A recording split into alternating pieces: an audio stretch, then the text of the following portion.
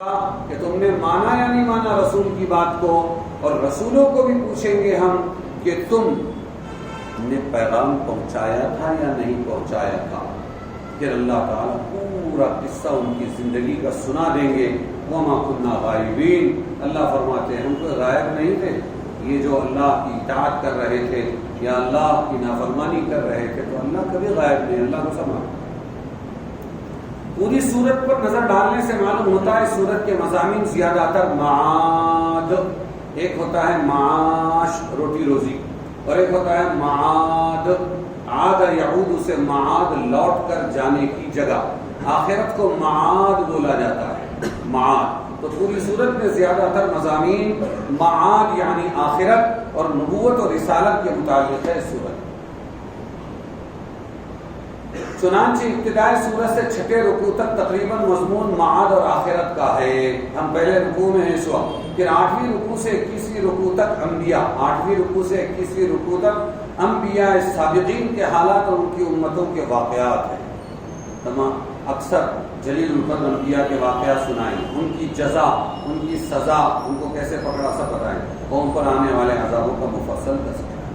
اب یہاں یہ جو 7 آیتیں تھیں، اس میں ایک ٹکڑا ہے فَلَا يَكُنْ فِي صَدْرِكَ حَرَجٌ۔ پہلی آیت میں رسول کریم صلی اللہ علیہ وسلم کو خطاب ہے، یہ قرآن اللہ کی کتابیں آپ کے پاس بھیجی گئی، آپ اس کی وجہ سے دل تنگ نہ کریں۔ دل کی تنگی کیا کہ قرآن کریم اس کے احکام کی تبلیغ میں آپ کو کسی کا خوف نہ روکے کہ لوگ اس کو جھٹلا دیں۔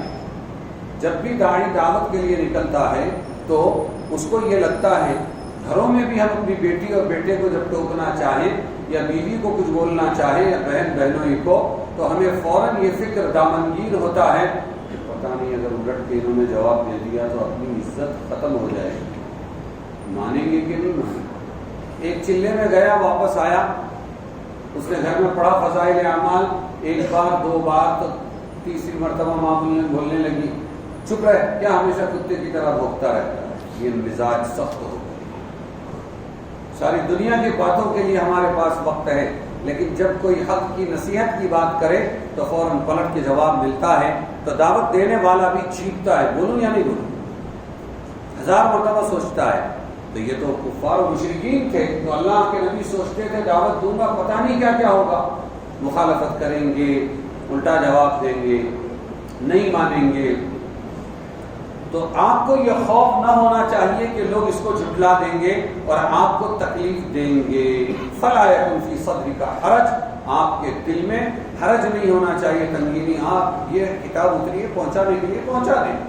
اشارہ اس بات کی طرف ہے کہ محمد صلی اللہ علیہ وسلم پہنچانا آپ کا کام ہے، باقی قبول کروانا آپ کی ذمہ داری نہیں ہے۔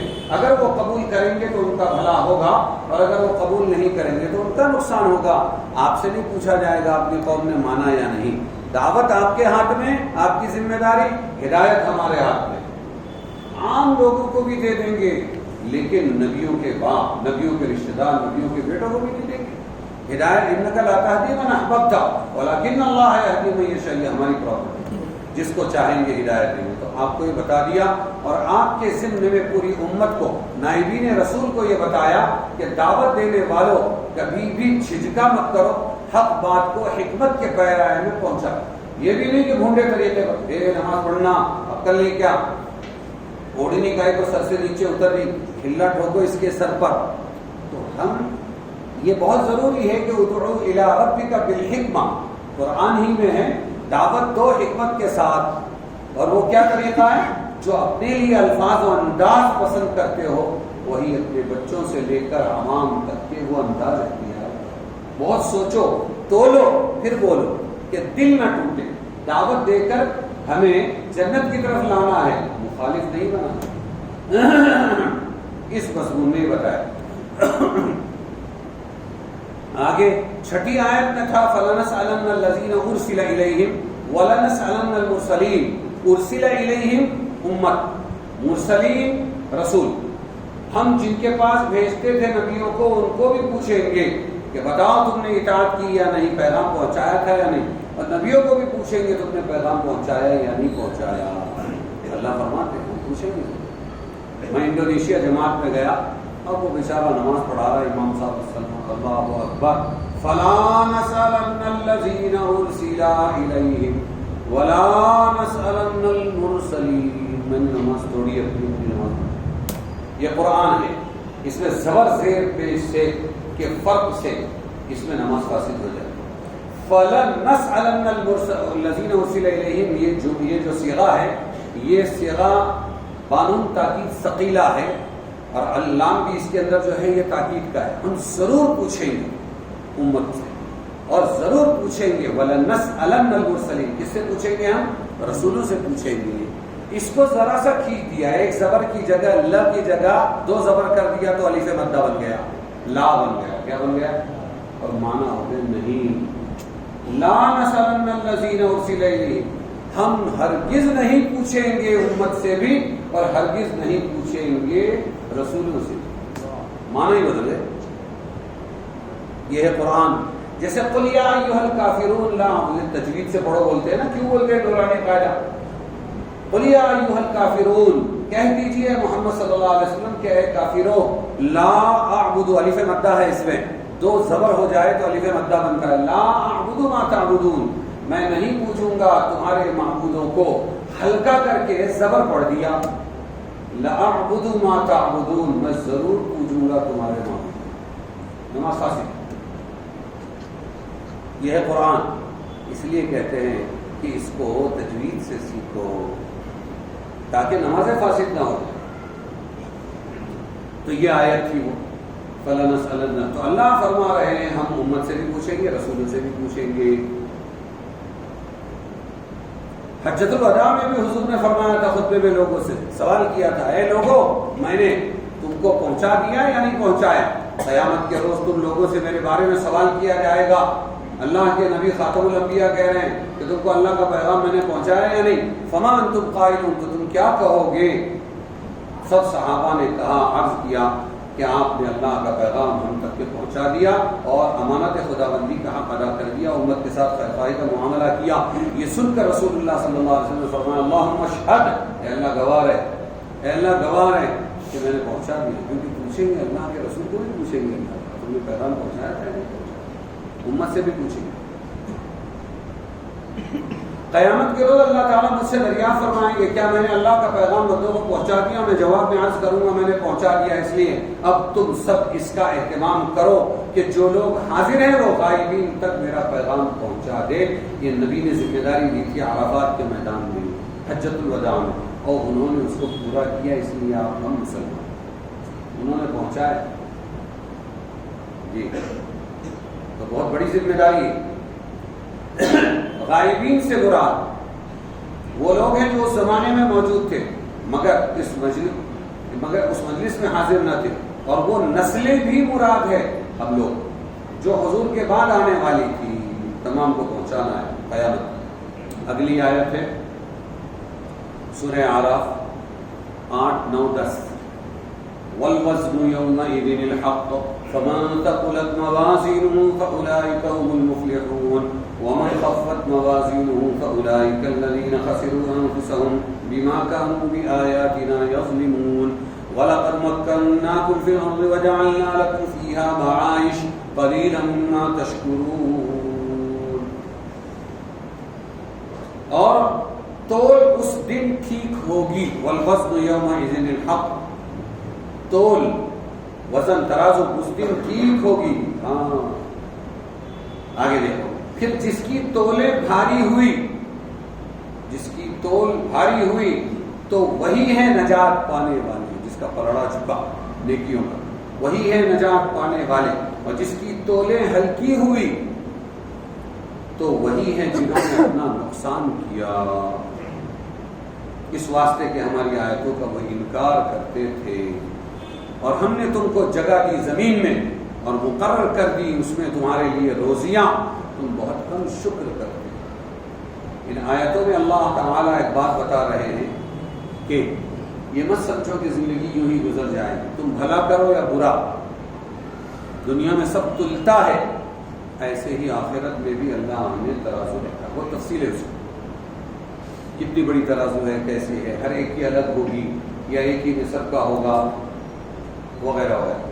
تو تول قیامت کے دن والوزن یومئذ الحق، وہ حق ہے، وہاں پر اعمال تلیں گے۔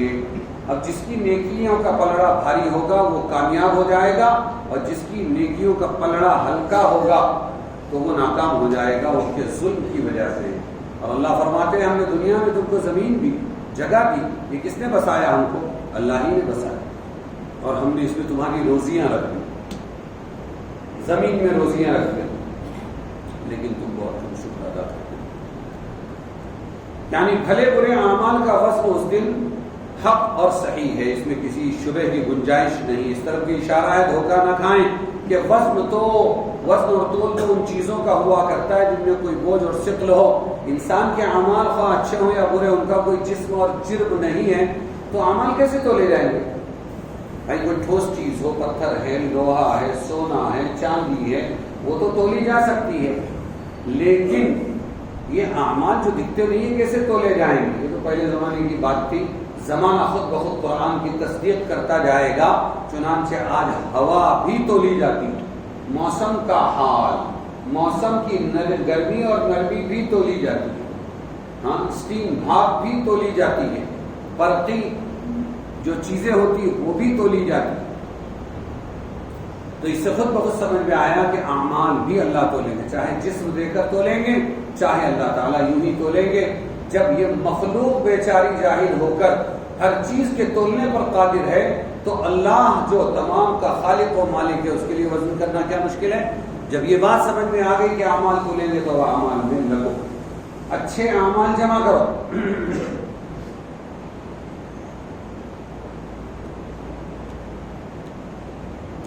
میدان حشر میں انسان کے اعمال صالحہ اس کی سواری بن جائیں گے۔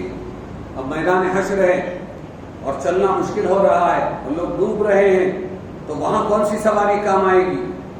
وہاں پر اس کے عمل ہوں گے، وہ عمل سواری بنیں گے اور وہ اس کو لے کر جائیں گے، اور برے اعمال بوجھ بن کر اس کے سر پر لادے جائیں گے۔ ڈوب رہا تھا اور مرے گا، اللہ حفاظت فرمائے۔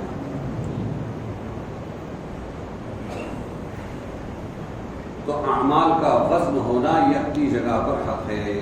وہ وجدوا ما عملوا حاضرا، قرآن میں ہے کہ جو عمل دنیا میں کیا وہ سامنے رکھا ہو، 60 سال 70 سال عمل سامنے ہوگا۔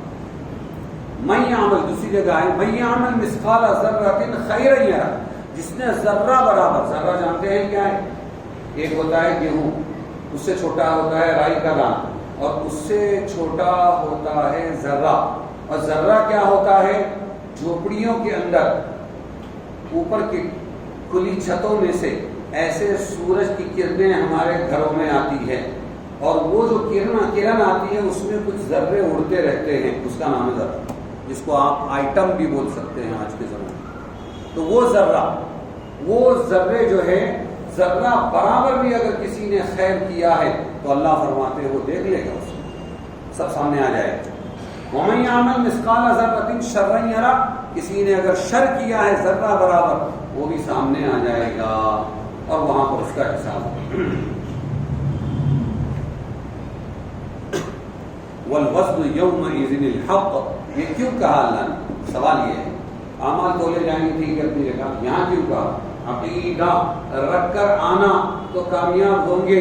اگر تم نے یہ وزن ہوگا یہ عقیدہ نہیں بنایا تو نہ کرو، کہیں انکار نہ کر بیٹھو۔ اور کافی مشرک انکار ہی کرتے، گاؤں جو مزہ کرا میلہ نہ کرتا ہے ہوتا ہے، اپنے اپنے ڈائلاگ سے لوگوں کہ کوئی وزن ہونے والا نہیں، کچھ نہیں، جو کرنے کا کر لو، یہی زندگی۔ اتنی سزاؤں کے بعد اور اتنی جیلوں کے بعد اور اتنی سخت وعیدوں کے بعد اور اتنے لوگ ہلاک ہو گئے، دنیا چھوڑ کر چلے گئے، اس کے باوجود جو اتنی خباثت ان میں ہوتی ہے اور جو اتنی عیاشیاں کرتے ہیں، اس کی وجہ یہی وہ اسی زندگی پر یقین رکھتے ہیں کہ جو کرنا ہے اسی زندگی میں کر لو، آخرت کا یقین ہی نہیں ہے۔ اور مسلمان کی زندگی میں صفائی ستھرائی اس لیے ہے اور صبر اس لیے ہے کہ یہ آخرت پر یقین رکھتا ہے کہ ہم کو دنیا میں تو اللہ تعالیٰ نے چند دنوں کے لیے پیدا کیا، جو لینا آخرت میں۔ وزن اعمال کے متعلق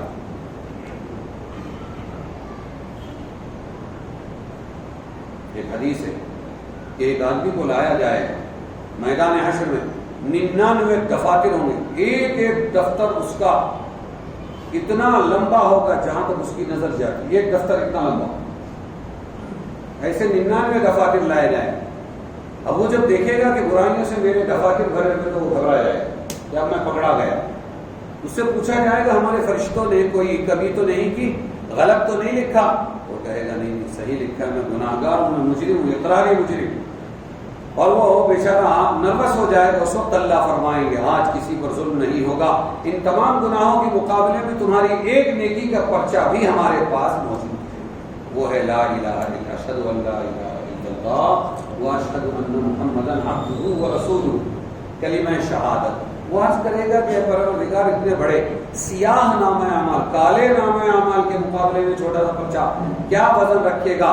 اس وقت اللہ فرمائیں گے تم پر ظلم نہیں ہوگا, ایک پلے میں وہ سب گناہ بھرے ہوئے دفاتر رکھے جائیں گے, دوسرے میں کلمہ رکھ دیا جائے گا تو اس کا پلہ بھاری ہو جائے گا, بس سارے گناہوں کا پلہ ہلکا ہو جائے گا. اس واقعے کو ذکر کر کے رسول اللہ صلی اللہ علیہ وسلم نے فرمایا اللہ کے نام کے مقابلے میں کوئی چیز بھاری نہیں ہو سکتی. اس لیے بچاؤ, اس کلمے کو بچاؤ, اسے پڑھتے جاؤ کہ ہمارا خاتمہ اس کلمے پر ہو, بس پھر بیڑا پار ہو جائے گا. حدیث پاک کا مفہوم من کان آخر کلامہ لا الہ الا اللہ دخل الجنہ, جس کا آخری کلمہ لا الہ الا اللہ نکلا وہ جنت میں داخل ہو گیا, ہو جائے گا نہیں, ہو گیا. اس لیے اس کی مشق ہو, اس کی ہمیشہ ورد ہو, اپنے گھروں میں یہ پڑھنے کے لیے کہا جائے تو وزن ہوگا, یہ بات ثابت ہو, وزن اعمال.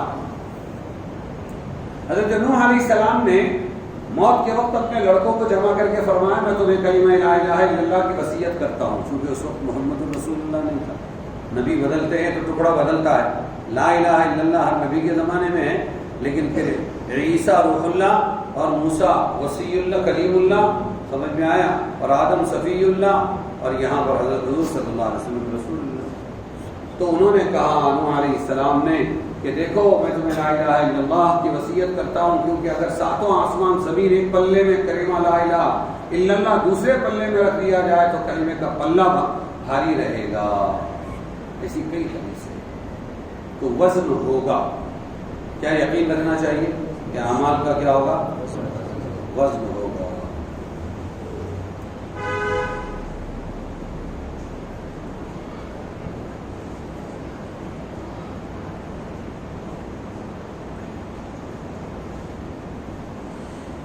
جی, وزن اعمال کس طرح ہوگا اللہ کے نزدیک؟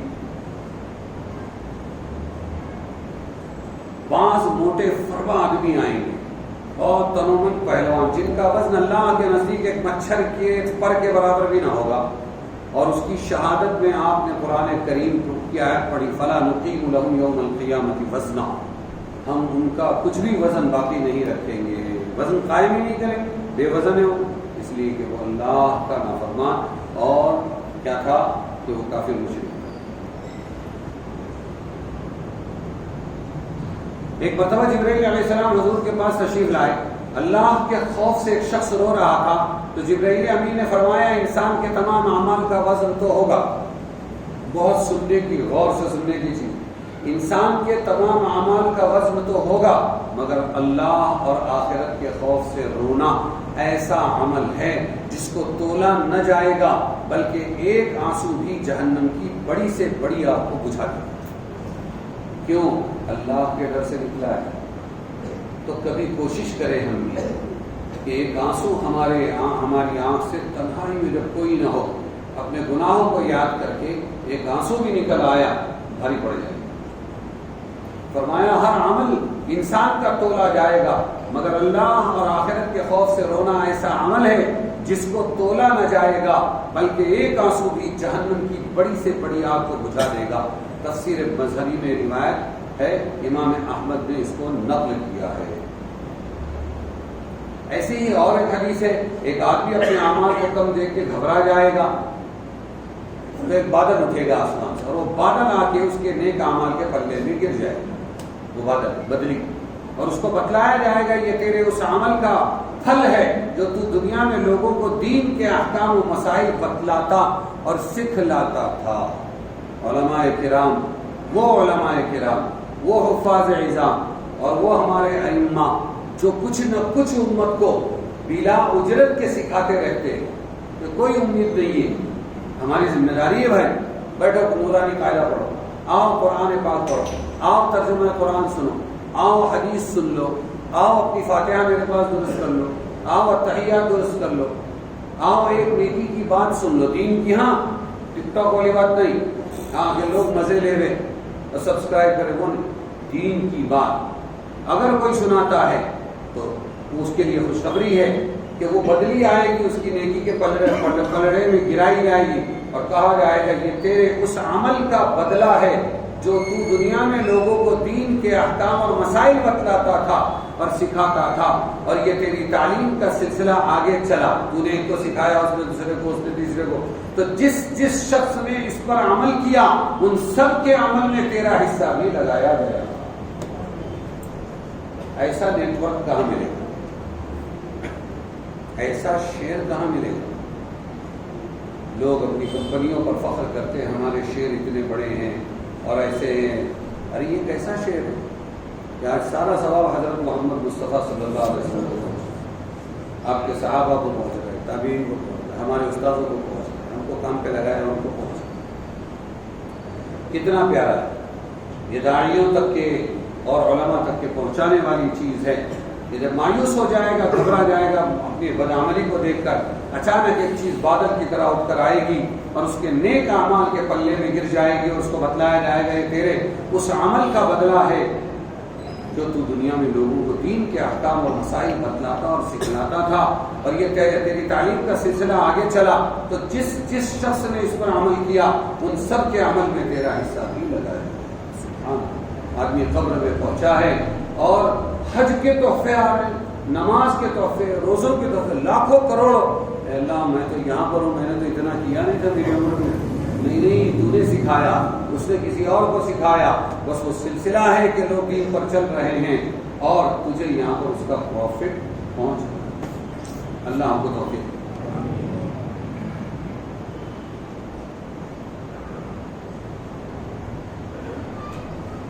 تو وزن اعمال اپنی جگہ ثابت ہے.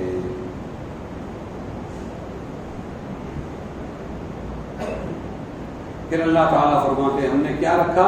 زمین میں تمہارے لیے معاش روزی رکھ دی. کیا فیہا معاش، اس میں تمہارے لیے روزی رکھ دی. یعنی اللہ تبارک و تعالیٰ نے انسانی ضروریات انسانی حق تعالیٰ نے زمین میں رکھ دی ہے، جس کا تقاضا یہ ہے کہ وہ ہر وقت ہر حال میں اللہ کا شکر گزار ہو، مگر وہ غفلت میں پڑھ کر اپنے خالق و مالک کے احسانات کو بھول جاتا ہے اور انہیں اشیاء میں الجھ کر رہ جاتا ہے. خدا کو بھولا ہے انسان فکر روزی میں. خدا کو بھولا ہے انسان فکر روزی میں. آگے کیا ہے؟ رزاق کا خیال نہیں. ہاں روٹی روزی کا تو خیال ہے لیکن رزاق کا خیال نہیں. اسی لیے آخرت میں بطور شکایت کے ارشاد فرمایا قلیلا ما، آخر میں فرمایا کہ قلیلا ما تشکرون، تم بہت کم شکر ادا کرو. خدا کو بھولا ہے انسان فکر روزی میں، خیال رزق ہے، رزاق کا خیال نہیں. آگے کی آیت ہے 11 سے لے کر 18 تک. وَلَقَدْ خَلَقْنَاكُمْ ثُمَّ صَوَّرْنَاكُمْ ثُمَّ قُلْنَا لِلْمَلَائِكَةِ اسْجُدُوا لِآدَمَ فَسَجَدُوا إِلَّا إِبْلِيسَ لَمْ يَكُنْ مِنَ السَّاجِدِينَ قَالَ مَا مَنَعَكَ أَلَّا تَسْجُدَ إِذْ أَمَرْتُكَ قَالَ أَنَا خَيْرٌ مِّنْهُ خَلَقْتَنِي مِن نَّارٍ وَخَلَقْتَهُ مِن طِينٍ قَالَ فَاهْبِطْ مِنْهَا فَمَا يَكُونُ لَكَ أَن تَتَكَبَّرَ فِيهَا فاخرج إنك من الصاغرين قال أنظرني إلى يوم يبعثون قال إنك من المنظرين قال فبما أغويتني لأقعدن لهم صراطك المستقيم ثم لآتينهم من بين أيديهم ومن خلفهم وعن أيمانهم وعن شمائلهم ولا تجد أكثرهم شاكرين قال اخرج منها مذءوما مدحورا لمن تبعك منهم لأملأن جهنم منكم أجمعين. اللہ فرماتے ہیں ہم نے تم کو پیدا کیا پھر صورتیں بنائی تمہاری. اللہ ہم نے تم کو پیدا کیا پھر تمہاری صورتیں بنائی. یہ معمولی کام نہیں صورتیں بنانا. ہاں ہر ایک کی الگ الگ ڈیزائن. بچہ سو رہا ہے پیچھے سے. عامر جی تو اپنے آپ کو جگاؤ، قربانی سے بیٹھے ہو دین کی طلب میں. تمہاری صورتیں بنائی اللہ فرماتے ہیں. پھر حکم کیا فرشتوں کو کہ سجدہ کرو آدم کو. کیا حکم کیا؟ کیا آدم کو کیا کرو؟ سجدہ.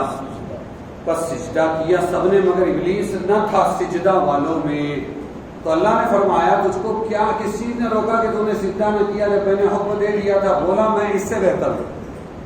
ابلیس کیا بولا؟ میں آدم سے بہتر ہوں. تو نے مجھ کو بنایا آگ سے اور اس کو بنایا مٹی سے.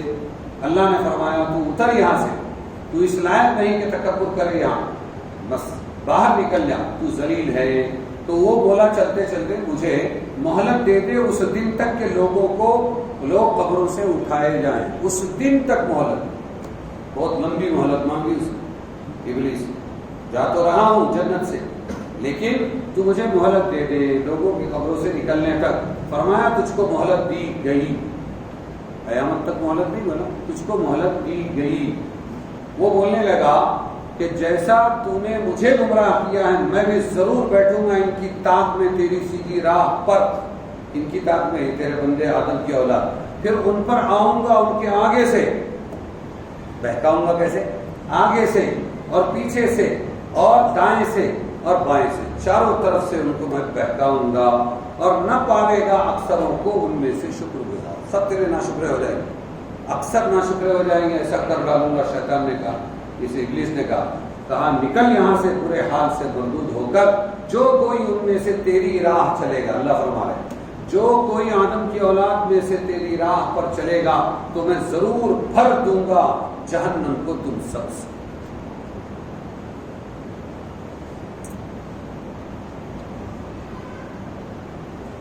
ابلیس کی دعا, یہاں آدم علیہ السلام شیطان کا یہ واقعہ مذکور ہے, اس سے پہلے سورہ بقرہ میں بھی آیا تھا شروع.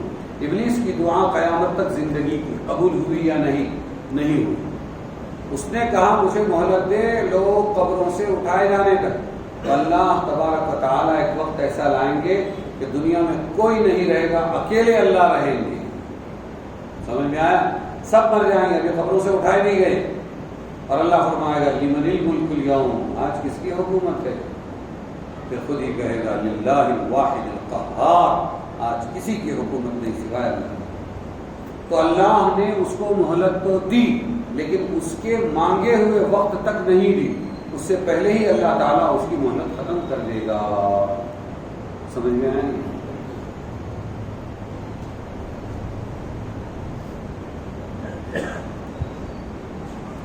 کیا کافر کی دعا بھی قبول ہو سکتی ہے؟ سوال.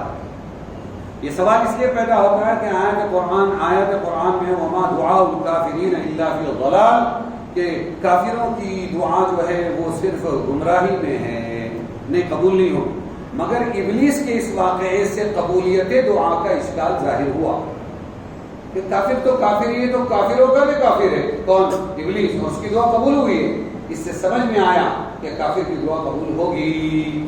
جواب یہ ہے کہ دنیا میں تو کافر کی دعا بھی قبول ہو سکتی ہے, دنیا میں کافر کی دعا بھی قبول ہو سکتی ہے. یہاں تک کہ ابلیس جیسے اکفر وہ افعل التفضیل, سب سے بڑا کافر. سمجھ میں آیا؟ اکفر یعنی جیسے کبیر بڑا, اور اللہ اکبر, اللہ بڑا نہیں ہے, اللہ سب سے بڑا ہے, بگر دین ادر, سب سے بڑا ہے. ایسے ہی اکفر, ابلیس کافر نہیں بلکہ اکفر ہے, سب سے بڑا کافر. اس کی دعا بھی اللہ نے قبول کر لی, مگر آخرت میں کافر کی دعا قبول نہ ہوگی. اب وہ دعا مانگے گا کہ مہلت دے, میں جاتا ہوں اور مجھے وہاں جانے دے اور دوبارہ عمل کر کے آنے دے. تو وما دعاء الکافرین الا فی الضلال, یہ آخرت میں کافر کی دعا قبول نہ ہونے کے بعد. سمجھ میں آیا؟ اور آیت مذکورہ واقعہ آدم ابلیس کے مختلف الفاظ. اصل واقعہ تو ہے کہ الفاظ اللہ تعالیٰ بدل کے لاتے ہیں, یہ اللہ کے قرآن کی فصاحت و بلاغت. ابلیس کو یہ جرأت کیسے ہوئی کہ بارگاہ عزت و جلال میں ایسی بے باکانہ گفتگو کی؟ اللہ سے بات کر رہا ہے اور بے باک بات کر رہا ہے. تو نے مجھے پیدا کیا ہے آگ سے, اور آگ کے اندر نور ہوتا ہے, اور مٹی میں ظلمت ہوتی ہے, آگ اوپر کو جاتی ہے اور مٹی نیچے کو جاتی ہے, وغیرہ وغیرہ. آگ افضل ہے اور مٹی کیا ہے؟ مٹی جو ہے یہ مفضول ہے. یہ سب باتیں کیسے کیا اس نے؟ فرشتوں اور رسولوں کو بھی ہیبت و جلال کی بنا پر مجال دم زدنی نہیں, ابلیس کو ایسی جرأت کیسے ہو گئی؟ بہت سوچنے کی بات ہے. علماء نے فرمایا یہ قہر الہی کا انتہائی سخت مظہر ہے. کہ یہ ابلیس کا کمال نہیں، یہ اللہ کا جلال ہے کہ وہ اللہ کے سامنے بول رہا ہے۔ ابلیس کا کمال نہیں، اس کی ضرورت نہیں۔ اللہ بہت غضبناک تھا، قہر الہی کا انتہائی سخت مظہر ہے کہ ابلیس کے مردود ہو جانے کے باعث، ابلیس مردود ہو گیا تھا، اس کے مردود ہونے کے باعث وجہ سے ایک ایسا حجاب حائل ہو گیا جس نے اس پر اللہ کی عظمت و جلال کو مستور کر دیا، یعنی چھپا دیا۔ جس کے سامنے اللہ کا جلال ہوتا ہے وہ لوگ چپ رہتے ہیں، لیکن یہ بدبخت ایسا تھا کہ اللہ کا جلال ہی جلال سے اس کا پردہ ہو گیا اور بے حیائی اس پر مسلط کر دی گئی۔ تو بے حیا باش و ہرچے خواہی کن، تو بے حیا ہو جا حدیث میں، پھر جو چاہے کر۔ تو جو اولاد، جو بیویاں یا جو لوگ اپنے ماتحت بہت بے باکانہ ایک دوسرے کی عزت اتارتے ہیں، یہ نہیں ہے کہ وہ بڑے جرت والے اور باکمال ہوتے ہیں، وہ بے حیا ہو جاتے ہیں۔ کیا ہو جاتے ہیں؟ تو بچنا چاہیے، یہ تو ابلیس کا سلسلہ ہے، بچنا چاہیے، لحاظ رکھنا چاہیے، بے شرمی پر نہیں اترنا چاہیے۔ یہ کمال نہیں ہے کسی کی عزت اتار دینا، کسی کو ننگا کر دینا، بڑے کی بے حرمتی کر دینا، یہ کمال نہیں۔ صبر کر جانا، برداشت کر جانا، سامنے والے کا لحاظ رکھنا، اس کی آبرو پامال ہونے سے بچانا اپنے آپ کو کہ وہ میری عزت اتار رہا ہے، ٹھیک ہے یہ اس کا برتن ہے، اس میں سے وہی نکلے گا، لیکن میں ہوں، ہاں میری کچھ مان مریادہ ہے، میری کچھ حدود ہے، میں اس کے لیول پر آ کر نیچ نہیں بن سکتا، میں اس کے لیول پر آ کر ذلیل نہیں ہو سکتا، میں برداشت کروں گا۔ میرے رسول کا وعدہ ہے، من تواضع للہ رفعہ اللہ، جو جھکا اللہ کے واسطے اللہ نے اس کو اٹھا دیا، جو جھکا اللہ کے واسطے اللہ نے کیا کیا، اس کو بلند کر دیا، اٹھا دیا۔ شیطان کا حملہ 4 طرف سے ہوگا اس میں بتایا گیا، لیکن ہر طرف سے ہوگا، ہر طرف سے ہوگا، بس